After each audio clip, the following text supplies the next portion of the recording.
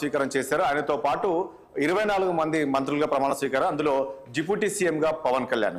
So ఆ రోజు సాయంత్రమే శాఖలు కూడా కేటాయింపు అవుతుంది అన్నప్పటికీ 3 రోజులు అవుతున్న మంత్రివర్గంలో ఎవరెవరికి ఏ శాఖ కేటాయించారు అనేది ఇంకా కొలికి రాలేదు. దీంతో రాష్ట్ర ప్రజలంతా కూడా అంత ఆసక్తిగా ఎదురు చూస్తున్నారు ఎవరెవరికి ఏ శాఖలు కేటాయిస్తారు. కానీ ఎక్స్క్లూజివ్ గా 6 టీవీ ఆ శాఖలు సంపాదించింది.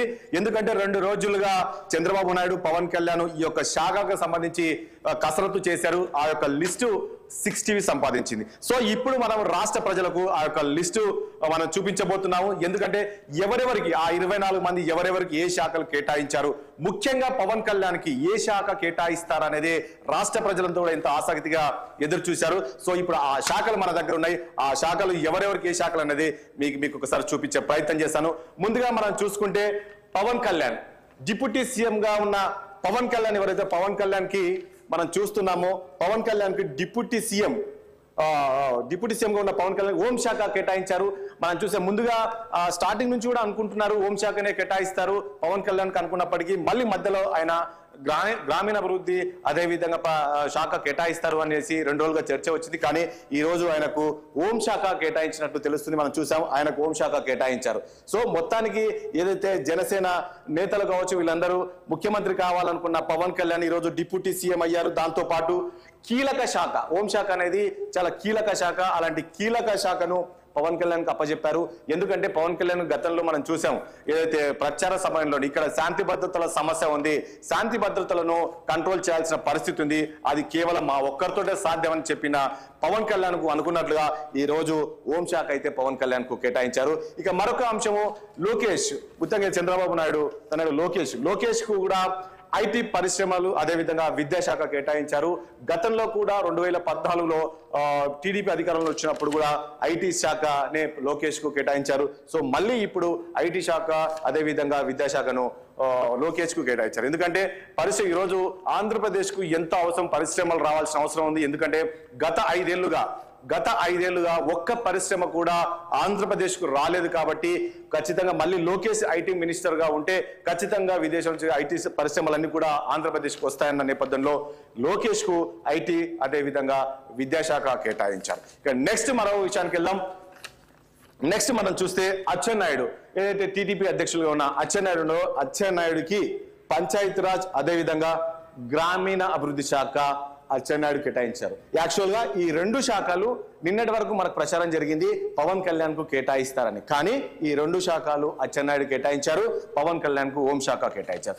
నెక్స్ట్ మనం చూస్తే నాదెండ్ల మనోహర్, జనసేనలో కీలకంగా ఉన్న 2వ వ్యక్తి, పవన్ కళ్యాణ్ తర్వాత నెంబర్ 2 గా చెప్పుకునే నాదెండ్ల మనోహర్కి వైద్య ఆరోగ్య శాఖ ఆయనకు కేటాయించారు.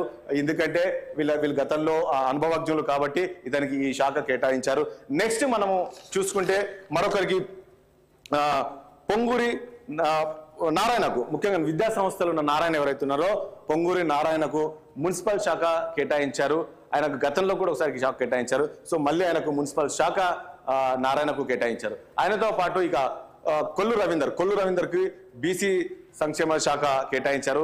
బీసీ వర్గానికి చెందిన వ్యక్తి రవీందర్ కాబట్టి ఆయనకు ఈ బీసీ సంక్షేమ శాఖ కేటాయించారు. సో మొత్తానికి మనం ఈ ప్రజెంట్ ఈ శాఖలు చూస్తుంటే మాత్రం ప్రతి ఒక్కరు ఏదైతే క్యాండిడేట్స్ ఎలక్షన్ సమయంలో క్యాండిడేట్లకు ఏ రకంగా ఎక్సైజ్ చేసి అభ్యర్థులను ప్రకటించారో సేమ్ శాఖల విషయంలో కూడా ఎక్కడ ఎలాంటి అసంతృప్తులు లేకుండా ఎక్కడి నుంచి ఏ వర్గానికి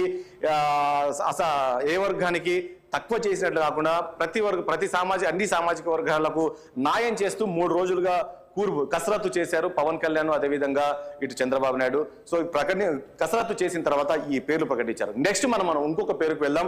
నెక్స్ట్ వచ్చేసి సత్యకుమార్, బీజేపీలో నుంచి ఆయన గెలిచాడు. సత్యకుమార్ కి దేవాదాయ శాఖ కేటాయించారు. ఇతను బీజేపీ నుంచి ఎమ్మెల్యేగా ప్రాతినిధ్యం వహిస్తున్నారు కాబట్టి ఇతనికి దేవాదాయ శాఖ సత్యకుమార్ కేటాయించారు.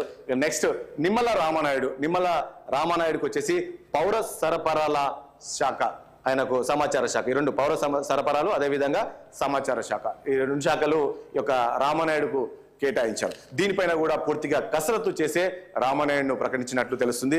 నెక్స్ట్ మనము మరొక దగ్గరికి వెళ్దాం. మరొక మంత్రికి ఏది కేటాయించారు అనేది చూసుకుంటే ఎన్ఎండి ఫరూక్ కి మైనార్టీ సంక్షేమ శాఖ కేటాయించారు.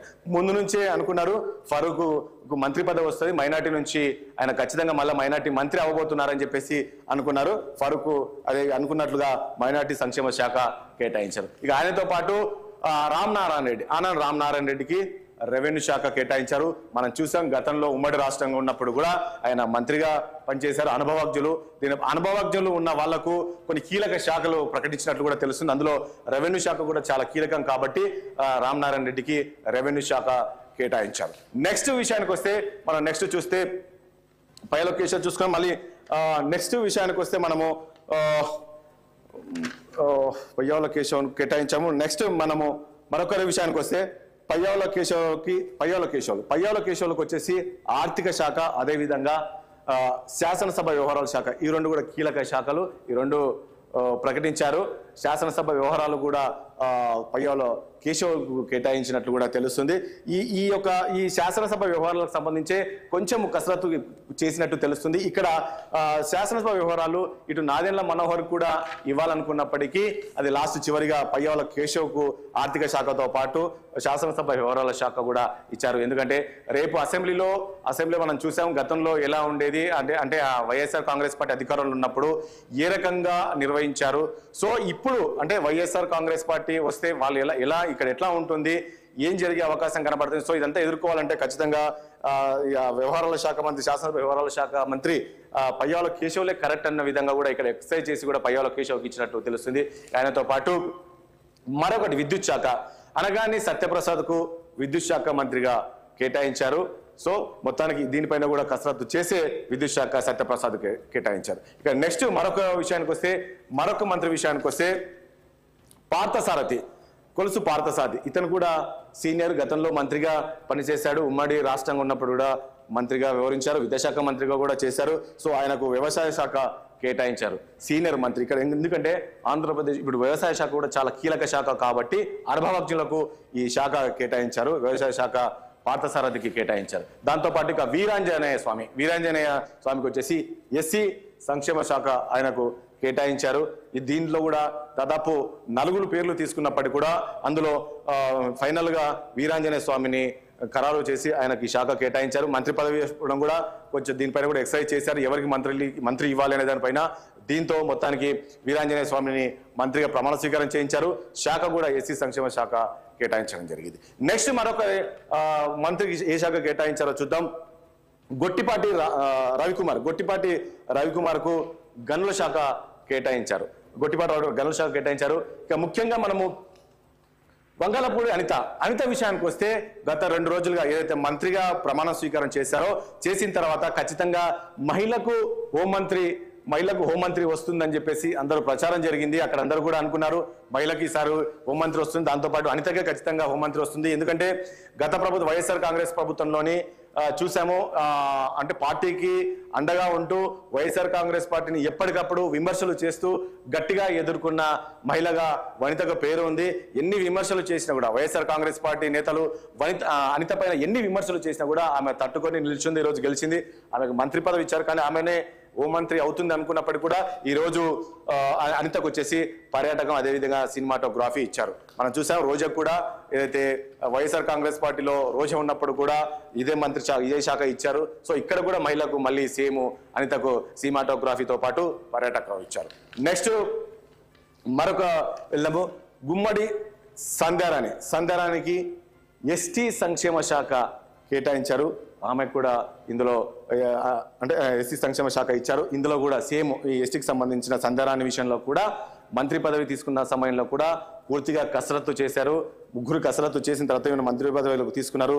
అందులో సంధ్యారానికి ఎస్టీ సంక్షేమ శాఖ కేటాయించారు. దానితో పాటుగా బీసీ జనార్దన్ రెడ్డికి గృహ నిర్మాణ శాఖ అయితే కేటాయించారు. నెక్స్ట్ విషయానికి వస్తే అదేవిధంగా టీజీ భరత్ ఏదైతుందో టీజీ భరత్ కూడా వెంకటేష్ కర్నూలులో టీజీ వెంకటేష్ కుమారుడు అయిన టీజీ భరత్కి వచ్చేసి పర్యాటక, అదేవిధంగా యువజన క్రీడలు టీజీ భరత్కి అయితే కేటాయించారు. ఆయనతో పాటు ఇక సవితకు వచ్చేసి స్త్రీ శిశు సంక్షేమ శాఖ సవితకు కేటాయించారు. ఇక్కడ కూడా ఏదైతే ఈ మహిళా మంత్రులు ఉన్నారో ఇందులో శాఖల విషయంలో కూడా పూర్తిగా ఎక్సైజ్ చేసినట్టు తెలుస్తుంది. దీంతో భాగంగానే ఈరోజు స్త్రీ సంక్షేమ శాఖ సవితకు కేటాయించారు. సో ఇవన్నీ కూడా దాదాపు 3 రోజులుగా చూస్తే పూర్తిగా కసరత్తు చేసిన తర్వాతనే శాఖలు కేటాయించినట్టు తెలుస్తుంది. ఇది ఎక్స్క్లూజివ్ గా 60 సంపాదించింది ఈ శాఖలకు సంబంధించి. ఎందుకంటే రాష్ట్ర ప్రజలు ఎంతో ఎదురు చూస్తున్నారు, ఎవరెవరికి ఏ శాఖలు కేటాయించారు, ఏ శాఖలు కేటాయించబోతున్నారు. ఎందుకంటే మనం చూసాం అసెంబ్లీ ఎన్నికల్లో పూర్తిగా కసరత్తు చేసి అభ్యర్థులను ప్రకటించిన చంద్రబాబు నాయుడు కావచ్చు, పవన్ కళ్యాణ్ కావచ్చు, బీజేపీ కావచ్చు. సో మంత్రి పదవులు కూడా అలానే తీసుకున్నారు కాబట్టి శాఖలు కూడా ఆ రకంగానే ఉండబోతున్నాయి. కరెక్ట్ వాళ్ళకు సూటబుల్ శాఖలే కేటాయించబోతారు అనుకున్నారు. సేమ్ అదే విధంగా చేసాం. మనం రాంప్రసాద్ రెడ్డి విషయానికి వస్తే కూడా రాంప్రసాద్ రెడ్డి కూడా కార్మిక శాఖ కేటాయించారు. ఎందుకంటే రాంప్రసాద్ రెడ్డి కూడా నిత్యము ప్రజల్లో ఉంటారు, ఆయన ఒక మాస్ లీడర్ గా పేరుంది. సో మొత్తానికి అందుకనే ఆయన కూడా కార్మిక శాఖ అయితే రాంప్రసాద్ రెడ్డికి కేటాయించారు. ఇక అదే విధంగా ఇట్లా కొండపల్లి శ్రీనివాస్ కు రవాణా శాఖ కేటాయించారు. సో ఇందులో కూడా పూర్తిగా అంటే అన్ని విధాలుగా ఆలోచించే రవాణా శాఖ కేటాయించినట్లు తెలుస్తుంది శ్రీనివాస్ కు. ఆయనతో పాటు మరొక చివరిగా 2 పేర్లు ఉన్నాయి. ఆ చివరిగా చూస్తే ముఖ్యంగా వాసన్ శెట్టి సుభాష్ కు ఎక్సైజ్ శాఖ కేటాయించారు. ఇక్కడ కూడా ఎక్సైజ్ శాఖకు సంబంధించి మూడు పేర్లు తీసుకున్నారు, 3 మంత్రులను తీసుకున్నారు. అందులో పూర్తిగా 2 రోజులు ఆలోచించిన తర్వాత చివరిగా సుభాష్ కు ఎక్సైజ్ శాఖ కేటాయించారు. ఆయనతో పాటు కందుల దుర్గేష్ కూడా ఆర్ఎంబి శాఖ కేటాయించారు. సో మొత్తానికి చూస్తే ఇందులో ఉన్న 24 మందిలో ఏదైతే ఊహించినట్లే ఎక్సైజ్ చేసి పవన్ కళ్యాణ్, అదేవిధంగా పురంధేశ్వరి, ఆమెతో పాటు ఇటు ముగ్గురు కూర్చొని ఇది చర్చించినట్టు తెలుస్తుంది. శాఖలు కేటాయించారు. ముఖ్యంగా ఇందులో పవన్ కళ్యాణ్, చంద్రబాబు నాయుడు పూర్తిగా కసరత్తు చేశారు. ఎవరికి ఏ శాఖలు అయిన దానిపైన పూర్తిగా అనుభవజ్ఞులకు కీలక శాఖలు ప్రకటించారు. పవన్ కళ్యాణ్ విషయానికి వస్తేనే ఏ శాఖను నిన్నటి వరకు ఎంతమంది దాంట్లో గ్రామీణ అభివృద్ధి శాఖ ఇవి కేటాయిస్తారన్నప్పటికీ ఈరోజు హోంశాఖ అయితే కేటాయించారు. ఎవరైతే జనసేన నేతలు కావచ్చు, అదేవిధంగా పవన్ కళ్యాణ్ అభిమానులు కావచ్చు, వాళ్ళందరూ కూడా అదే అనుకున్నారు, హోంశాఖనే రావాలి పవన్ కళ్యాణ్ కు. ఎందుకంటే శాంతి భద్రతల సమస్యలు ఉన్న నేపథ్యంలో ఆయనకు ఆ శాఖ అయితేనే ఈ శాంతి భద్రతల సమస్య తలెత్తకుండా జాగ్రత్త చూస్తారని మరి సీనియర్ అయితే మొత్తానికైతే మరి ఈ మంత్రి పదవి అయితే పవన్ కళ్యాణ్ కి ఏదైతే హోంశాఖ ఉందో హోంశాఖ కీలకం అనుకోవచ్చు. మొదటిసారి కూడా మరి ఎలా నిర్వహిస్తారు ఏదో చూడాలి. మొత్తానికి ఈ శాఖలు 24 మంది శాఖలు అయితే ఎక్స్క్లూజివ్ గా మనం తీసుకున్నాము. ఇదంతా పూర్తిగా కసరత్ అయిన తర్వాతనే ఈ పేపర్ మనకు రిలీజ్ అయింది. మొత్తానికైతే ఎవరు ఎక్స్క్లూజివ్ గా మనమే ప్లే చేసాము, 60లో ప్లే చేసాము. మొత్తానికి ఈ శాఖలు అయితే దాదాపు ఖరారు అయిపోయినాయి. సాయంత్రం లోపు ఇప్పుడు నేను ఏవైతే ప్రకటించానో ఆ శాఖలు మొత్తం కూడా సాయంత్రం వరకు అఫీషియల్ గా ప్రకటించబోతారు. శాలిని.